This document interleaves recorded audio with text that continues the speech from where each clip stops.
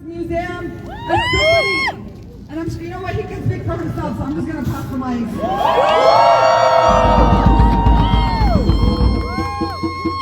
Free Palestine! Ladies and gentlemen, I know this museum very well. I know the museum much better than the people who are defending it now, and I probably know it better than the people who just got hired to work at this museum.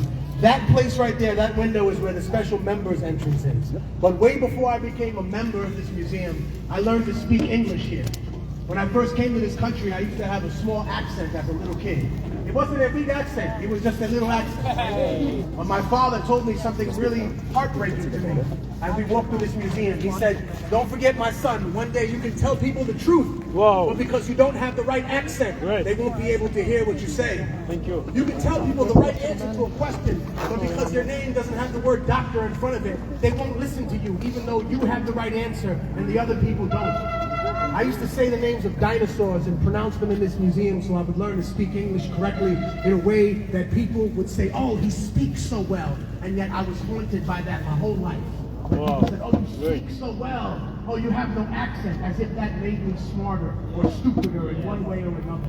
But one thing I did notice in this museum time and time again is that there were things that were not given to them, but there were things that were stolen from them. Yeah. Now, you see, there are people who have served this country. Exactly. And imagine if somebody went to the grave somewhere in Washington, D.C. and just ripped out the soldiers from World War II and put their bones on display somewhere so your children could be laughing at them. There would be protests in this country. And yet this museum holds over 12,000 human remains. And they were perfectly fine.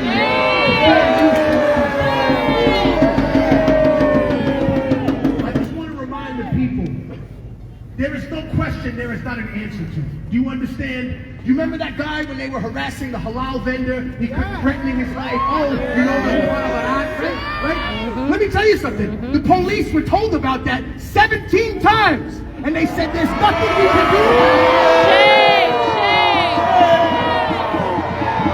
They said there's nothing we can do about it because it's freedom of speech. But when the voice of the people became loud enough, then someone called the district attorney, who is the boss of the people who are standing there, who is the general of the soldiers that are on the front line here, right? You send them out on a dummy mission.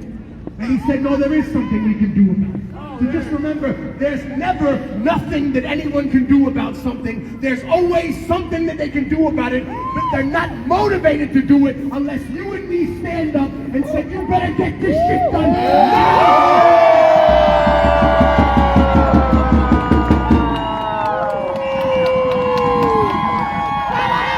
Ladies and gentlemen, there are a lot of beautiful things in this museum. There are a lot of educational things in this museum. This museum will teach you the difference between science and religion. You know what it says? It says that religion requires you to believe in it to be true, and science doesn't care.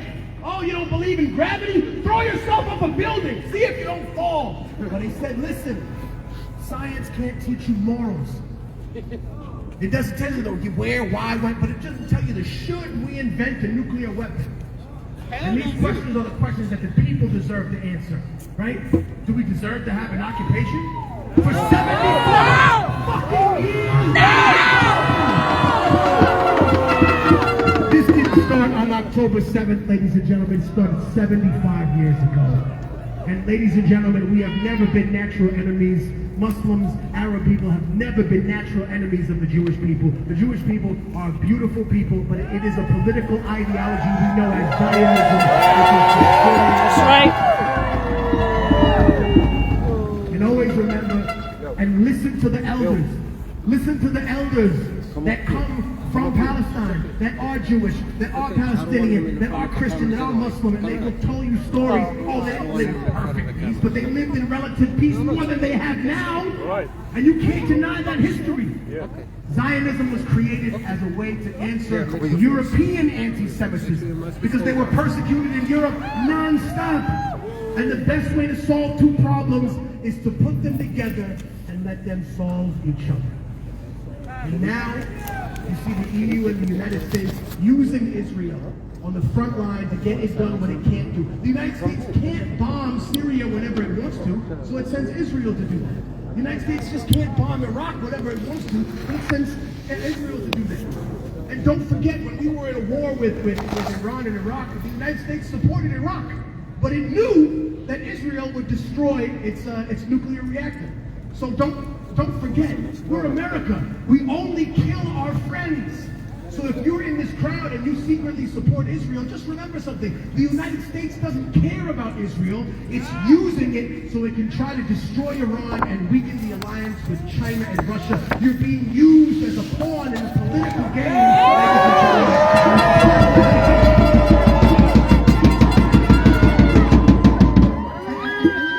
Because there's so many cameras, and I'll stop right here.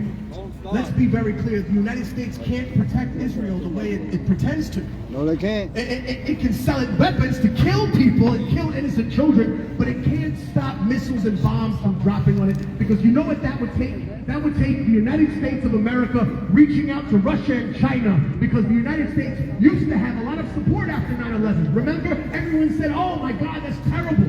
And when people compare October 7th to 9/11, I say, sure, you had all the sympathy in the world afterwards, and look what you did with it. You killed millions of innocent people, and now nobody trusts you, nobody wants to be in business with you, and now the United States can't go to any country in the world.